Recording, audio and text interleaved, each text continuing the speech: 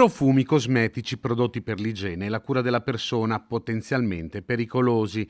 Oltre 7.000 articoli sono stati sequestrati dagli uomini della Guardia di Finanza di Padova in un magazzino del centro Ingrosso Cina nella zona industriale padovana. I prodotti sequestrati contenevano la molecola nota con il nome di Lilial, che dal marzo 2022 è inserita tra le sostanze cancerogene, mutagene o tossiche per la riproduzione e dunque vietata e messa al bando sul mercato europeo.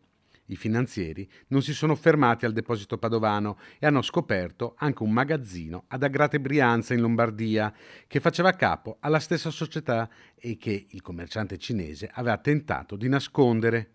Anche lì sono stati ritrovati numerosi prodotti, profumi, deodoranti, creme per il viso e corpo, tutti irregolari e contenenti la molecola potenzialmente dannosa.